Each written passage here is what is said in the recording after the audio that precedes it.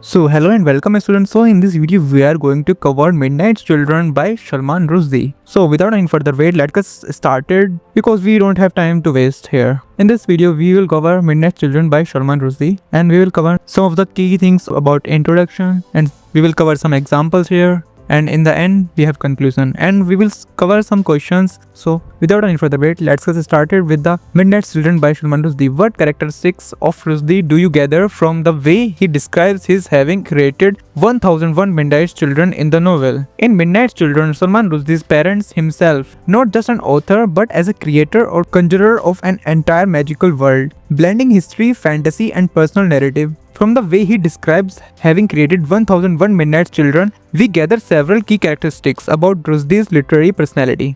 His imaginative richness, playfulness with language, deep engagement with history, and a sense of self-reflection and ambition as a writer. Firstly, Rushdie comes across the highly imaginative and innovative, creating 1001 children, each born with a unique magical power at the stroke of midnight, is not just an act of storytelling, it's an act of myth-making. The number 1001 is significant. It echoes the legendary 1001 Nights, signaling Rushdie's deep engagement with oral storytelling, traditionals and Eastern folklore, and just like Scheherazade kept a king entitled with her stories to stay alive, Rushdie seems to be creating his own set of stories to explore the life of post-colonial India. He even writes in a self-aware tone. He writes like this: I had to find a form that would permit me to range through time and space that would include my mythical and the magical, without doing damage to the real. This tells us that Rushdie is not randomly inventing fantasy elements, he is carefully constructing a narrative structure that reflects the complex reality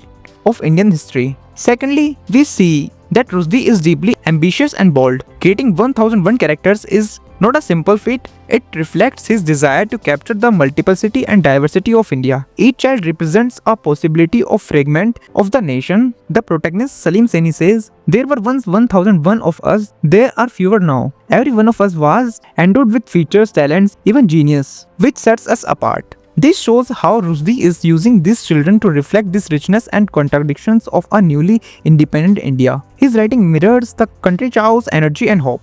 Another noticeable trait is Rushdie's wit and irony. He often uses exaggeration and style to highlight truths. For example, by suggesting that children born within the first hour of independence have magical powers, he is playfully commenting on the exaggerated hopes people had for India's future. Midnight has many children of the offspring of independence were not all human. Here Rushdie mixes the literal and metaphorical. He is not just talking about babies but also about political events, dreams and consequences of freedom. We also learn that Rushdie is deeply personal in his writing. Salim Saini, the narrator, shares the same birth date by Rushdie, and we begin to see how the novel becomes semi-autobiographical by linking his personal story with India's national history. Rushdie reveals a characteristics of blending the public and private, the personal and the political. He does not just tell history, he reimagines it through the lens of a storyteller. To understand just one life, you have to swallow the world. This line shows how Rushdie views identity as a layered of complex,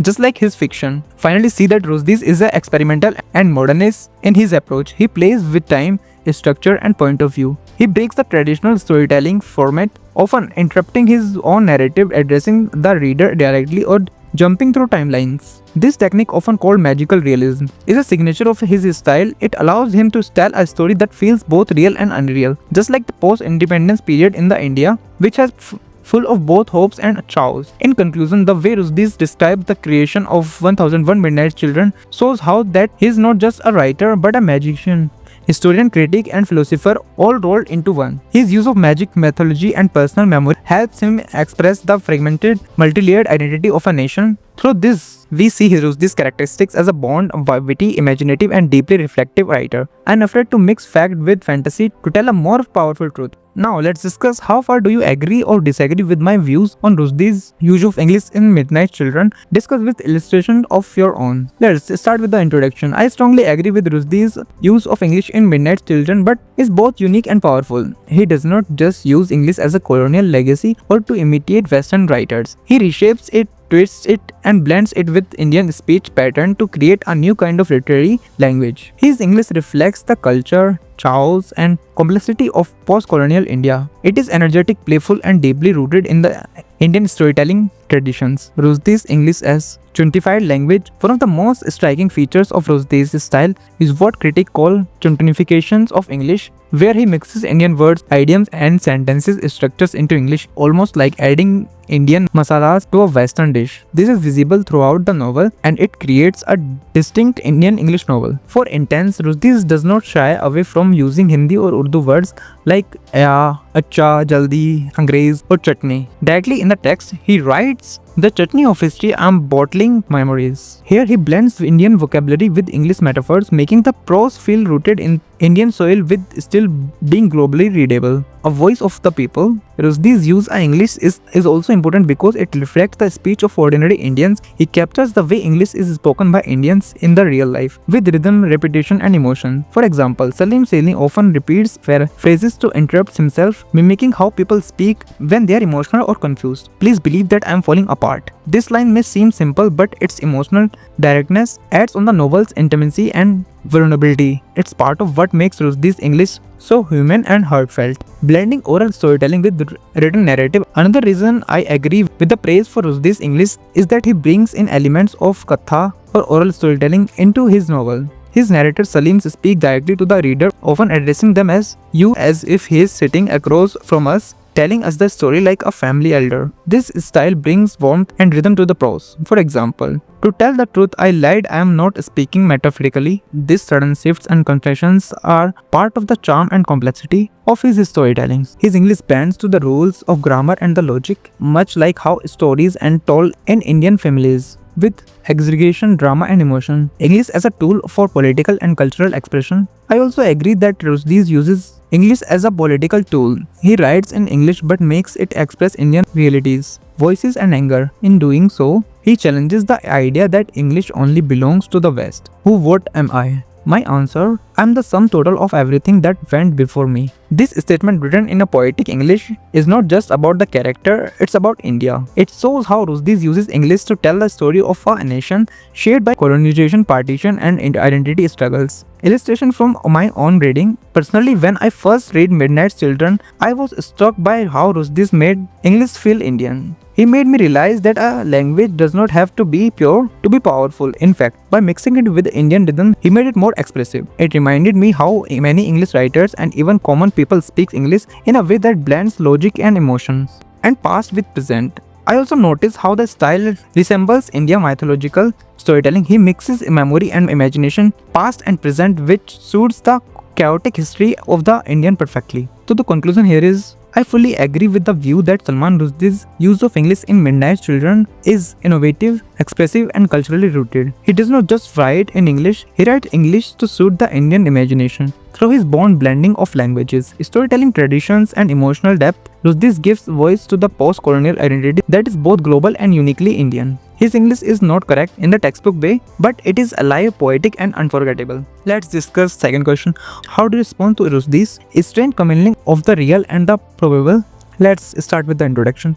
Rushdie's writing, especially in Midnight Children, is known for what he himself calls a strange commingling of the real and the probable. As a reader, I respond to this blend of reality and imagination with both fascination and admiration. It creates a narrative that feels more alive than its straightforward historical accounts. Rushdie talks real historical events and combines them with the magical or exaggerated elements, not to escape from reality, but to deepen our understanding of it. This mixture makes his storytelling emotionally powerful, culturally rich, and politically sharp. Real and probable, a magical mix. Rushdie's commenting of the real and the probable can be described as magical realism, a literary technique where magical elements were woven into realistic setting, but unlike fantasy, this magic is not there just for wonder. It often represents truths that are hard to express in plain language. For example, in Midnight Children, the narration Salman Seni is born exactly at midnight, the very moment India gains independence. He says, "Thanks to the occult tyrannies to those blindly salting clocks, I had been mysteriously handcuffed." This is not literally true. Of course, no one is handcuffed to history,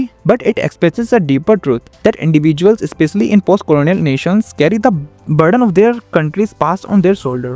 Why it works so well? I believe this mixture works incredibly well for a few reasons. It reflects the chaos of unpredictability of real life, especially in a country like India where history is layered, emotional, and often hard to explain in black and white terms. It makes the emotional truth stronger than just factual narration. For instance, Salim's nose is so large and sensitive that he can sniff out people's secrets. That might sound absurd, but it symbolizes how trauma, memory, and intuition shapes a person more deeply than logic. It mirrors the way Indians often tell a story in real life. In many Indian households, when grandparents narrate story facts mixed with legends, real incidents blurred with mythology, Rushdie brings this oral storytelling tradition into written form. For example, that shows the blend. Rushdie often introduces magical events alongside historical ones. For instance, the creation of Midnight Children Conference, where all 1001 children with magical powers communicate telepathically, is completely improbable.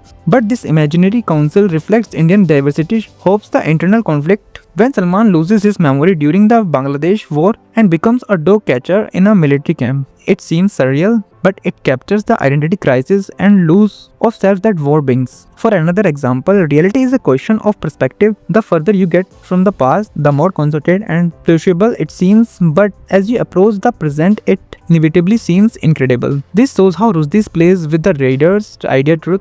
What we accept as a real is often based on our distance from the event. History may seem solid, but our memories of the present are filled with confusion and emotional. My personal response as a reader, this mixture of the real and the probable has helped me to feel history more than just understand it. Traditional history books tells us what happened, but Rushdie tells us what it feels like. The trauma of partition, the excitement of independence, the chaos of the emergency, all of those are felt more powerfully because of how he blends magic with fact. Yes, sometimes it's confusing but over the top, but that's also the point. India itself is confusing, overwhelming, contradictory, and so is Rushdie's style. In the conclusion, I respond very positively to Rushdie's strange commingling of the real and the probable. It is now a flaw but a deliberate artistic choice that helps capture the emotional truth of the post-colonial India. It allows readers to experience the magical madness of Indian history in a way that is both meaningful and memorable. Through this technique, Rushdie turns the personal into political and mythical into historical and the impossible into truth. What is the role of epic structure in the novel Midnight Children? In the introduction, Salman Rushdie's Midnight Children is not just a novel, it's an epic in both in its scale and ambition. Doesn't follow the traditional form of an epic like the Iliad or the Ramayana. It borrows many epic qualities, a hero with a special destiny, a national history, supernatural elements, and a grand sweeping narrative. By using an epic structure, Rushdie raises the story of one individual, Salim Saini, to the level of a national and even mythical narrative. The structure helps him tell the story of India itself through personal memory, magical events, and the historical milestone. Number 1. Epic hero with a special destiny. In most epics, the central figures of a larger-than-life hero chosen by fate. Salim Saini plays this role. He is born at a stroke of midnight on 15th August 1947, the very moment India gained independence. His birth is not ordinary, it is symbolic that tied directly to the nation's fate. Salim himself says, "I was born in the city of Bombay once upon a time." This line itself has a flavor, grand legend or myth, setting the tone of an epic from the very start. Number 2. National history of an epic journey. The novel doesn't just follow Salim's life, it follows the journey of modern India. From the partition of the emergency, Rushdie uses Salim's body and experiences to reflect the nation's trauma and changes. For example, Salim's contact breakdowns, memory loss, bodily decay mirror the chaos and violence of political events. To understand just one life, you have to swallow the world. This line shows how Rushdie uses one character's life to tell the epic story of an entire subcontinent. Number 3.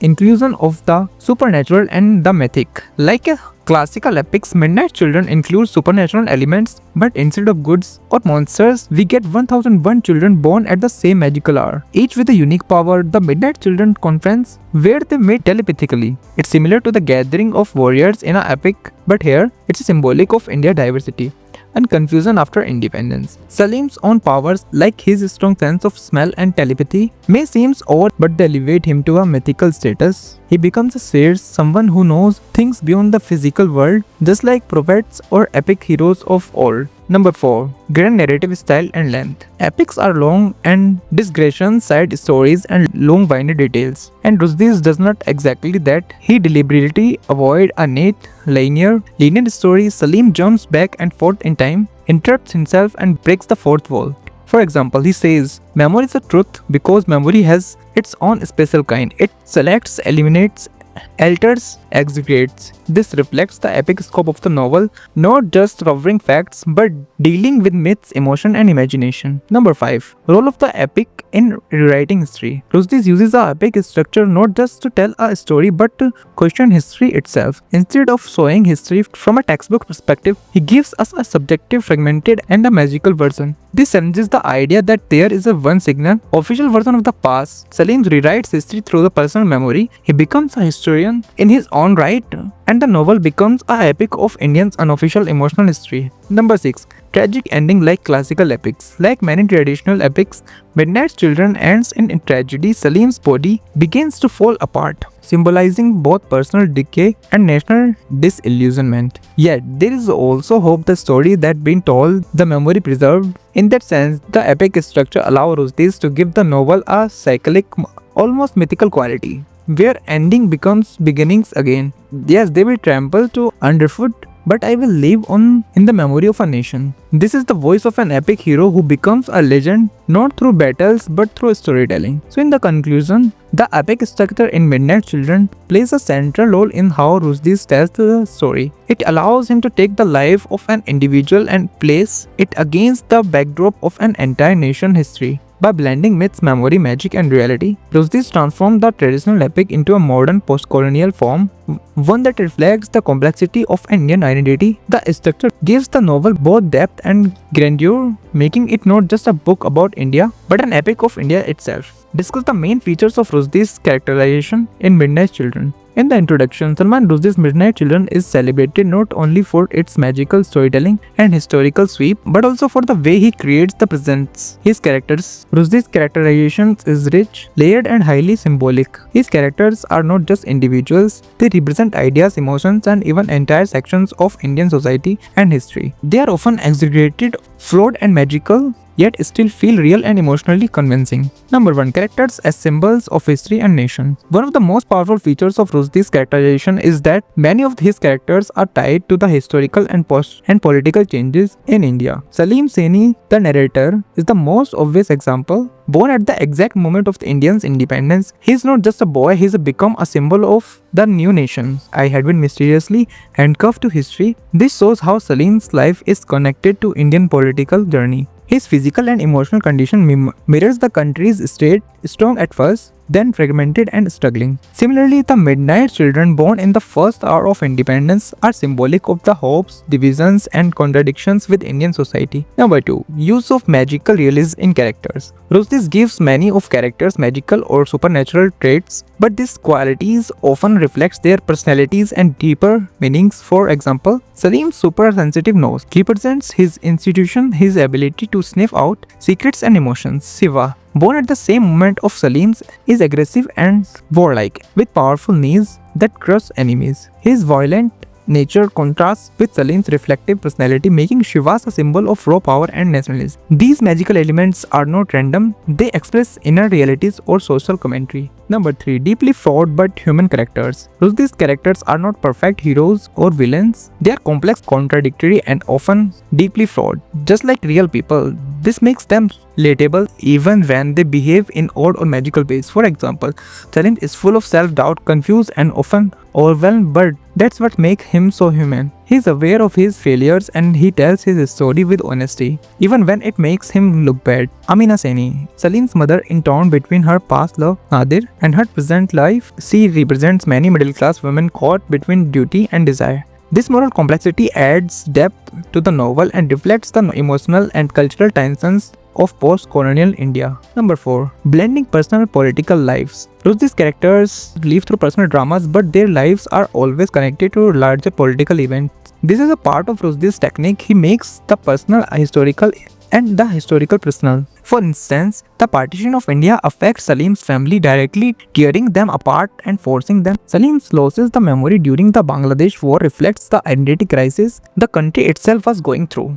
Through these characters, Rushdie shows how political events deeply affected individuals' life. Number 5. Multi-generational and diverse cast. Rushdie does not focus on just one characters or one type of person. His cast is large, and he uses characters across generations to show the evolution of Indian society from colonial rule to independence and beyond. We meet Adam Aziz, Salim's grandfather, a Western education doctor who represents early modern India and the tensions between traditional and modernity. Salim's children, who are barely born when the books ended but hint at future possibilities. The variety in social classes, religions, languages, and attitudes within the characters also reflects Indian diversity and complexity. Number 6. Narrator as a character creator. An interesting feature is that Salim himself is the narrator, and he tells the story from his own point of view. He creates characters through memory and sometimes exaggerates or forgets details. This makes us unique. How much is real and how much is his imagination? What's real and what's not? I no longer know. This adds a layer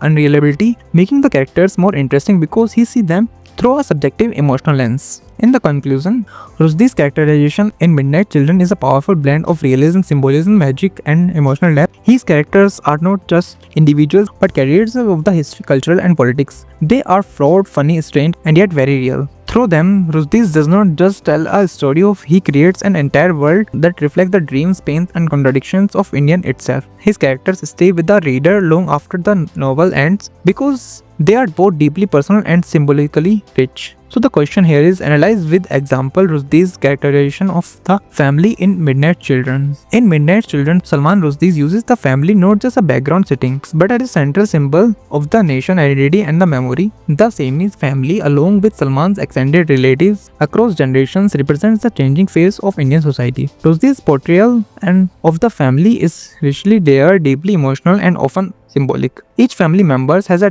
distinct personality, and their conflicts, secrets, and relationships reflect larger historical and cultural realities. Rushdie also uses humor, irony, and magical realism in presenting family dynamics. The family is a miniature of the nation. Rushdie presents the Saini families as a microcosm, a small version of India.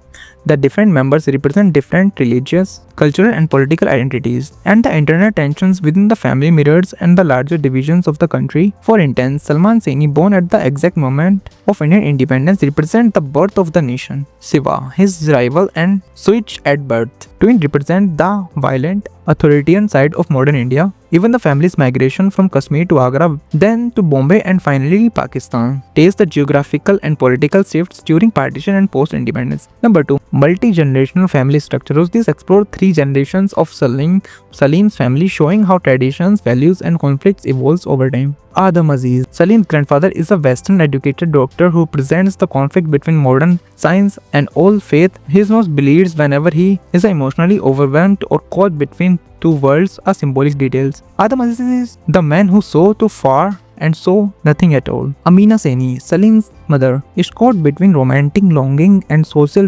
respectability, showing how women navigate family duty and personal desire. Ahmad Saini, Salim's father, represents patriarchal control and business ambition, but eventually becomes a broke man due to political and financial pressure. This generational approach helps Rushdie show how political history affects personal life, from colonialism to independence to war. Number 3. Fraught with human relationships. Rushdie does not idealize the families. His families are full of conflicts, misunderstandings, betrayals, and silences, just like in real life. For example, Salim's real presents are not the Sainis, but the secret is kept hidden until much later. This theme or mistaken or hidden percentage reflects questions about identity and the search of belonging. Salim's relationship with his sister, the brass monkey, later Jamila Singer, is filled with affection but also rivalry. She transformed from a rebellious child into a glamorous Pakistani singer, reflecting the changing roles of women and national identity. She's become a symbol